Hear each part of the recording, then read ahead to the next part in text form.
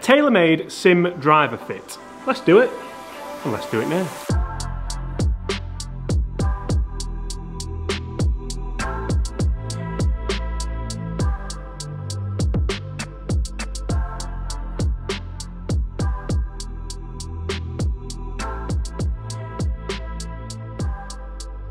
Hi everyone, James Robinson here. If you're new to the channel and this is your first time watching my content, first of all guys, welcome to the channel. Second of all, please make sure you do take 2 seconds to hit that subscribe button before you leave. That way you won't miss any of the great golf related content that we bring to you guys every single day. Today we are joined by a Taylormade senior fitter, Dan, who's going to fit us through the brand new Taylormade sim drivers. So, Dan, thank you so much for coming up, mate. Yeah, you're welcome. Pleasure to have you. Nice to see you again. Today we're going to go through a fit for the new Taylormade sim driver. Yeah. Dan, how's the sim driver gone down? Yeah, I mean, we're on early stage of fitting the products. We'll be out, you know, the next week, you know, really hitting to market with this. Dan's covering just about 1 million miles in the car next week. Yeah, I'm up and down the UK next week. Hopefully the weather picks up as well. Yeah. Because it's pretty tough out there at the moment with the weather. So good man. So you're going to lead us through a Taylormade sim fit today. Last year I used the M5. Yeah. I used it with, let me just show you something, Dan. So I used it, Dan, in that graphite blue. Yeah. For the main reason, 2 reasons. One, it looked cool. Yeah. I still think it looks cool. Yeah. And 2, I used it as like a junior, really enjoyed it. It's a little bit shorter than standard. Yeah. It worked okay. So I know generally when people come for a fit, what you would say is bring your own driver and kind of work off that. So that's what we'll do today with this. Yeah. It's in Tiger's settings as well, again, just because, why not? Yeah, exactly. I mean, going back to relaying your shaft that you're used to and you feel comfortable with, you know, there's definitely something in that which, you know, I will take in individual fittings. If somebody's had a fit-in with a M5, M6 or even M1, M2, SLDR, whatever it may be, and they're performing well with that drive, and it might be just incremental changes and performance improvements that we're looking for, there's something in that the golfer is used to that shaft. If you look at Dustin Johnson, granted I think he's changed his shaft this year, but he's been in that speeder shaft for a number of years. So, you know, we can work on the number of new shaft options that we've got this year, but it might be that typical shaft with the sleeve that it's got, which will go into our products this year, that may come out best, and it's about tuning the driver. Is a more influence it's going to have on your game. But, you know, let's not discount that, and let's not discount the number of shafts that we have in the range as well. Okay, perfect. So to start with, shall I have a bit of a loosener with this? Absolutely. And then we'll get started? Good stuff.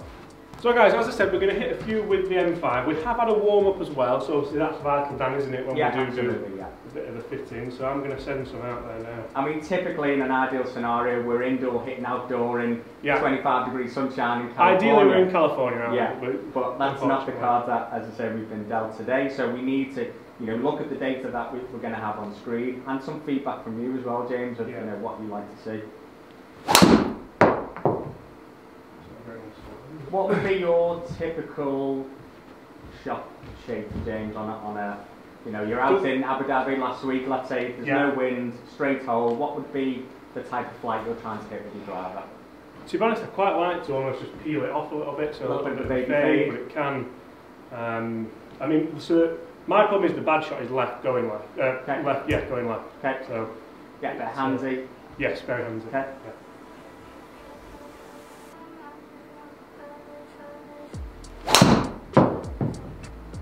And it's funny because I always say to people in the videos, you've got to get fit, whatever you go for, get fitted.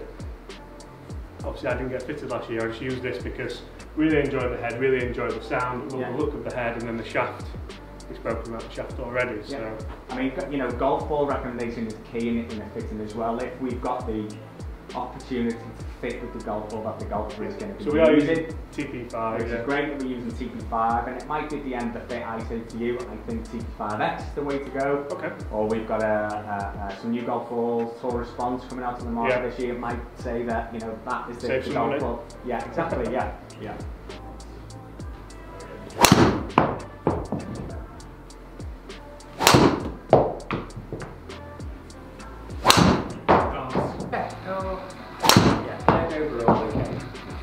What did you, out of a matter of interest, in prior year in 2018, what drive did you have in play then? I was using title is 915. 915. 915. Okay. What loft was that? 9.5. Okay. Yeah. And this is? This is 9. That's 9. Yeah. Okay. Generally I do find 9, 9.5. Yeah, that looks like it's going to be the correct one. Strike. I'm just going to have a look at your strike pattern on the face to try and build a bit of a story of, you know, where you're hitting it on your good shots and your bad shots. And to be fair, James, they are pretty central, which is good. You know, so that's good feedback for me as a fitter of, you know, trying to find out maybe where the golfer's miss is. Yeah. But, you know, as I say, it looks like you are catching the centre of the face more often than not. So again, it's maybe dialing in with the right shaft or the right lie angle on the head as well.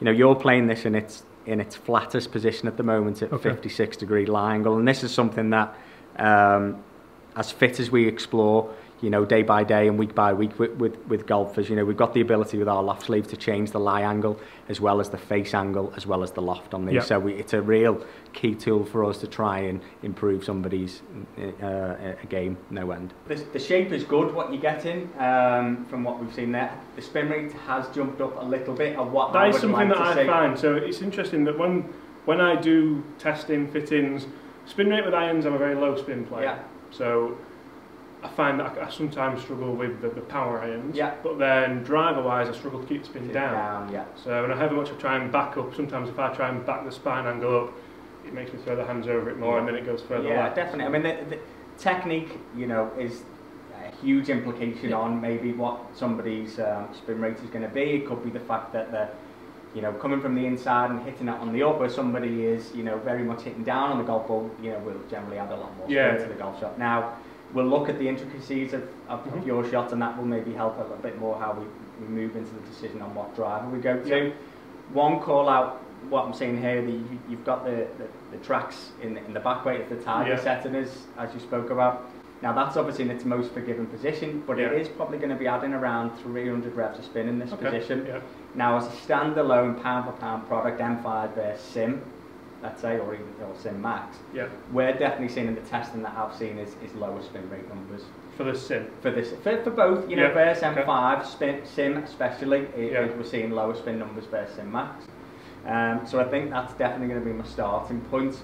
You know, if we can get your ball speed around the same, or you know, ideally improving that. You know, if we can pick up a bit of club speed, which is, you know, ideally what I'm trying to do as well with the sim models this year and the shape, the way they're designed. If I can get your club speed up, get your ball speed up, keep them launch parameters the same, but get your spin rate down, we are onto an absolute winner. Okay. All right. Good stuff. Let's have a look.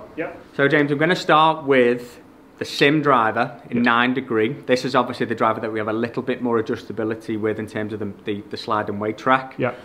I am going to, as a starting point, I'm going to put the head onto your current shaft to see what the performance does pound for pound versus your M5. And it might be that we've hit the golden nugget straight away. But then again, that'll just build the story and the narrative of maybe where we need to go for the rest of the driver. Because there's plenty of options there, different lengths, different flexes, you know, high launch, low launch, mid spin, high spin, low spin. You know, there's a full array of shafts. Now, in all them, you know, I couldn't tell you exactly how many's there. There's probably 70 driver shafts there. Now, we could probably discount 62, 63 of them. You know, and we can really dial you in over them handful of shafts that we've got, you know, designated for you. Perfect. Oh, you've done this before. Yeah, a few thousand times. Right, Dan, so Sim driver, my own graphite blue shaft, which we've just confirmed is half an inch shorter than standard. So 45-25. So, you know, I've got an array of shafts at 45-25, and that's not to say that's the length that we may end up in. Listen, if you hit the 45 3/4 shaft better, you know, ultimately that should give us a little bit more speed as well, which is good. But for you, you know, it's about hitting the middle of the club and essentially getting greater results as well. You know, we can relate that to a strokes gain. You know, if we hit more fairways, we've got a better chance of getting better numbers. Absolutely. Okay. All right. Right, so this almost feels like a home away from home, because I have been using this head a little bit this year so far in testing, and the shaft obviously I'm really comfortable with, but how good does that look, the colour scheme? It looks so good, doesn't it? That's right.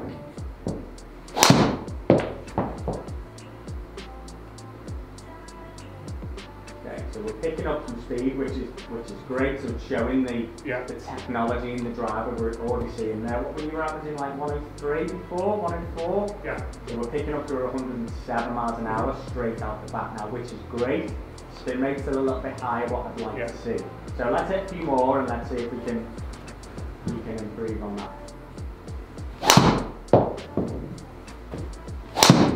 There's the one. It's the 4 left on that one. That's a real bad one. Just killed a few people there, You know, I need to use them bad ones in my recommendation for the fit. Yeah. Right now, it might be that we potentially go into more of a heavy shaft because it, lets you feel the club in a better position a little bit more for you. So I need to work with your bad ones as well as your good ones. Yeah.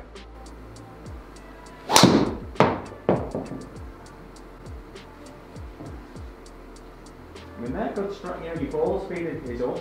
The club average. It's just that spin, isn't it? Yeah, we need to work on that. We need to see if we can get that down as an average of sub 3,000. Is what we're trying to do now. Your numbers in terms of your ball speed, the club speed, and your launch parameters. Just as some key factors looking at there. We're in good shape. Yeah. But it's the spin rate number that we need to try and get down as well. Everything else is kind of improved. We need to get that spin for you, probably sub 3,000 ideally, because you want to hit that baby fade ideally. I know you're turning it over a little bit there, but you trying to hit that baby fade, you'll always have a little bit more spin. Watching you here hit now, I think you are definitely more a TP5X player than TP5. Right. So that was one thing that I would just call out, watching you hit, some 10-15 shots, looking at your numbers, how you deliver in the club. I would say we'd have a jump in performance with TP5 as well. So that's always interesting to know. If you go to a fit-in, absolutely. Get a ball recommendation. Okay. All right. Let's have a look. Let me borrow this a second. Perfect. And I'm going to get a couple of different shafts to try. Launch conditions are good. Just that spin that you need to look at. All right. Right, Dan. So what are we going to look at now? So I'm still going to keep you in that sim 9-degree head. Yeah. I'm going to give you. It's a new edition for our rings this year. It's a hazardous yellow, but in the smoke edition. Okay. Now, still a lower launch, lower spin option in the range. Now we've got hazardous green, or the Hulk as its nickname, with one of our key offerings in store this year. This has just got a little bit more torque versus the Hulk green, if you like. So, and it's a counterbalance, so a little bit more weight towards the butt end, a little bit lighter towards the tip section. Now I am still going to keep you in that 6.5, that stronger offering.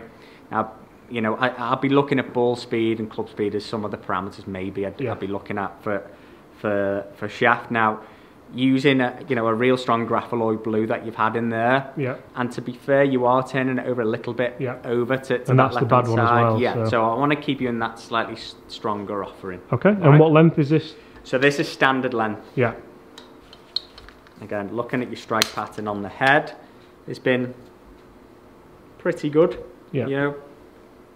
Pretty much close to the middle. So again, I'm keeping that weight in the neutral position for the time being. And then I'll start to dial that in due course. All right. So if the green one's the Hulk, this has got to be a Homer, hasn't it? Good one. If that catches on, just...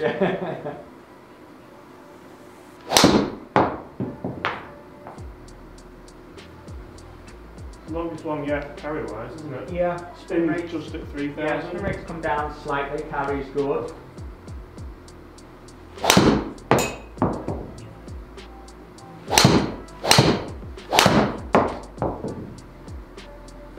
Feel solid? Yeah, that came higher at face, definitely. I could feel it was...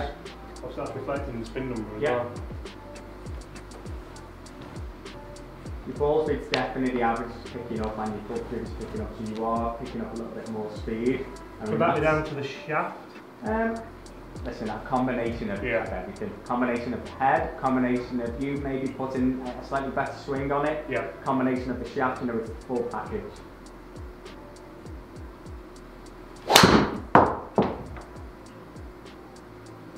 Funny how that's almost roofy, but it's... Yeah, within the parameters. Ball speed has dropped.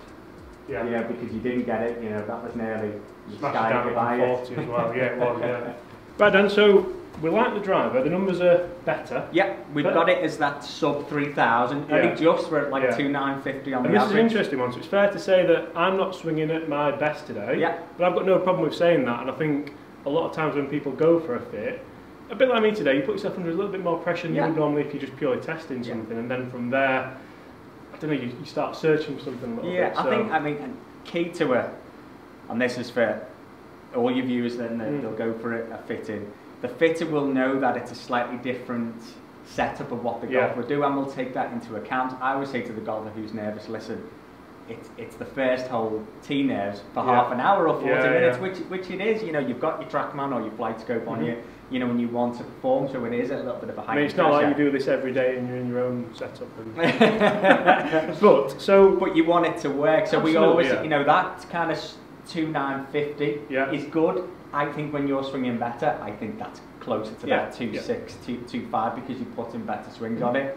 I think for key, what we're taking away here, because the spin rate is something that you have struggled with, sim is definitely the right head for you. Okay. I can, you know, sim max being, you know, slightly more forgiving, let's say, because the MOI with the weight situated at the back, where here we have got that front sliding weight track, but the spin rate is so important to you. You know, when we get that bad one going left, I could give you the most forgiving driver in the world, and it's still going to go left. We've tried a 570cc driver, and it didn't work. It still went, it still went left. So now we're going to try TP5X. So we've been using TP5 through the whole test, but TP5X now, we've put the dots on it, we've got it, so it should do. So your launch angle was pretty good, you know, so if we can keep it within that vicinity, we're in good shape. So the differences with TP5 versus TP5X, pound for pound versus the two. The TP5X will launch a fraction higher and spin it slightly less. Okay. All right. So if we can do that, we're in good shape. Yeah. All right. Perfect.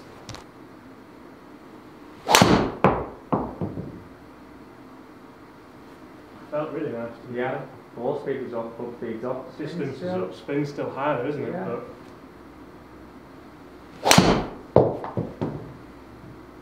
There we go.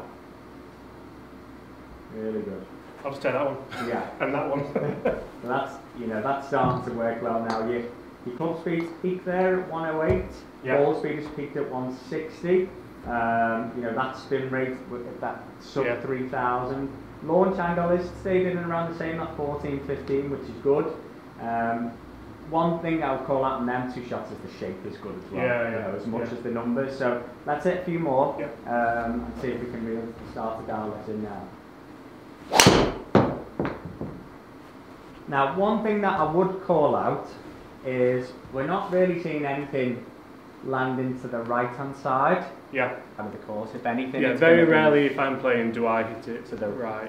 So what we have the ability to do on the loft sleeve, we can lower the setting for the loft, so we can play it around 8.4 dynamically on the loft. But what we're going to do in that position, we're going to open the club face. Oh yes. Now that may, you know, for some golfers, give them a bit of the fear of losing to the right hand side. But for you, if we can get your dispersion a little bit tighter, but once we go lower in the loft on the sleeve, we may take a little bit of spin off the shot as well. Yeah, all right, perfect.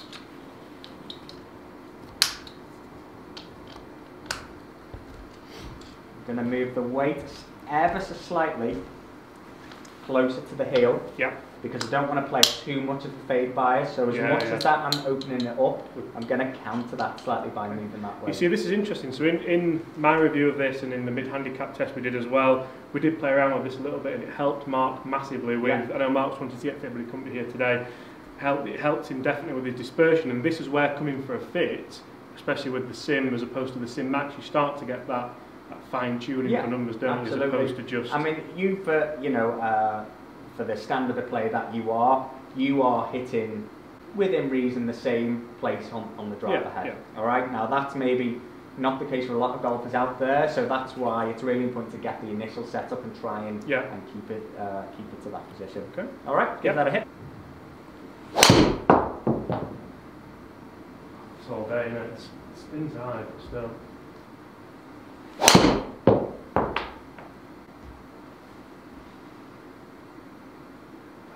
speed is good. I mean, the ball speed is quite consistent. It's that high 150s. You know, we peaked at 160. And I think it's interesting that the left shot's always going to be there. You can't fit the left shot out of me. You know, all due respect, Dan, I don't care who you are. You know what I mean? It's, if it's in there and it's in your nature, it's still not terrible, is it? Yeah, yeah. We're in good shape there. We can manipulate the club a little bit more to try and take that out even more so. So I can move this weight a little bit further up, so I moved it down towards the heel to try and neutralise it, but you know, as a matter of interest, let's move it a little bit more until the fade by, and let's see.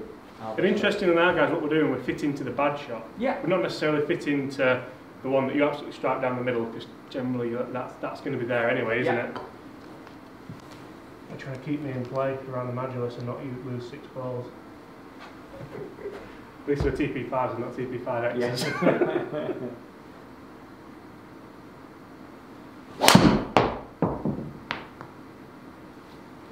There we go. Alright, so we've seen a little bit of that left to right curvature, which is probably the first time we've seen it. So we're starting to see the importance of what the slide and weight technology can do. Can we just zoom in on that? That's incredible, isn't it? After changing that, obviously the darker one is the most recent one. And actually the numbers there were pretty good, Dan, as well, weren't they, looking at those? The spin rate is still 2.8 spin. Yeah, sub 3,000. Have we found a winner? I think, I mean, this is performing, you know, we can see by the numbers, we can see by the flight, you know, we are in the vicinity of where we need to be. So just before we do a wrap up, I'm going to show the guys the numbers and we'll talk through where we started, what we went through and where we are now. Yeah, absolutely. So guys, if we take a look at all these numbers now, you will see that my own M5, 267, round about where I would expect my kind of shots to be fair. Then we put the Grapholoid blue shaft in the sim, and we actually got more club edge speed, more ball speed, but unfortunately the spin rate wasn't quite there, so that dropped distance a little bit. Then we put the Hazardous Smoke yellow shaft into the sim, and we got a little bit more. We got 271 with a club speed of 105.3, a ball speed of 153.5, and a spin which was still a little bit high at 3119. So we then put the TP5X into play, and looking at that, that is music to my ears. We got more club speed, which is obviously down to not the ball change, more ball speed, which is down to more club speed, and the spin rate a lot lower, down into the 2000s, which Dan wanted. So Dan, we came for a driver fit. Yeah. We got a driver fit. We also got a ball fit as well. Is that something you'll see a lot of when you're doing testing, people just using the wrong golf ball? Yeah, I mean, ultimately, sometimes it can be using your experience and using our recommendation as fitters for all the manufacturers, because a lot of the time the fitting that we do day to day, we're maybe using range balls at times and whatnot. So it's finding as much information from the golfer, what golf ball they're using, where do they play their golf, that type of thing, which will inevitably help making a ball recommendation. For you, watching you hit indoors and looking at some of your numbers, it was a little bit easier because we're using the golf ball that you would currently use day to day, which is massive. But making a ball recommendation can ultimately change people's golf as much as sometimes changing product. You know, we had a European Tour winner in Lucas Herbert a couple of weeks ago. We beat my guy in the playoff, you know, in the pro-am. Yeah, right, okay. Played with Christian, and I thought Christian was going to win. Yeah, he did that pitch into on the playoff. Next time. But he actually changed his golf ball that week. It's amazing how often that happens as well. You hear so many people who change the ball, and then a lot of it could be a confidence thing. So stemming off from that conversation, I did test TP5 against TP5X and a few other brands as well, Pro V1, Pro V1X. Generally when I do that, I do it outside. Yeah. And I go on feel basis and that's it. Whereas realistically, performance, it's nice to feel good outside and it's nice to have the audio feedback that you want. Absolutely. But realistically, if the ball's going to give you that much more performance, you need to test it under dry ball conditions. Yeah, right? Yeah, exactly. I mean, listen, there's loads of golf balls out there in the market, and sometimes it's quite difficult for the consumer to understand what's going to be best for them. And you know, if somebody's out there and they're going to see get a club fit this year, ask the person that's fitting the golf clubs to make a ball recommendation that what they need. I mean, it's absolutely massive. Even, you know, Rory McIlroy, arguably the best driver of the golf ball in the world. Well, after you've seen me today. Well, Yeah. Your miss was probably a little bit He's still more the best. on He's road, still yeah. the best.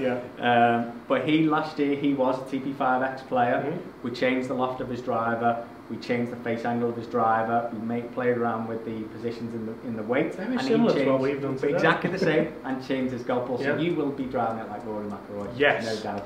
So we've got the finished article here. Yep. And it's the sim, I'll throw it on screen now, it is the sim with actually the weight moved into the kind of not full fade bias, but Yep. up into the fade setting. That made a bit of a difference to me looking at the dispersion. Yeah, and that's, again, that's feedback from the intricacies of the fitter, you telling me if the bad one you'd rather see it on a little bit of the right hand side. And when we moved that, we started hugging the left hand side less, and it did move over to the right. And listen, when we do get that one to, which is a little bit more of a left to right bias, it is going to add a little bit more spin, but it might give you a little bit more control. Yeah. So ultimately we're fitting for the good ones and the bad ones. Absolutely, yeah. Dan, thank you so much for your time, Nice mate. to Really see you appreciate it. Guys, thank you so much for watching. We do hope you've enjoyed that. Quite unexpected, I think, that really. Yeah. To be fair, but I bet it's not unexpected for you because you'll see it every day. Yeah, absolutely. Enjoy your million miles travelling next week. Thank you. Thank you so much for coming, guys. If you have enjoyed that, make sure you do hit that subscribe button below. Leave us a like if you enjoyed that content, and as always, see you tomorrow.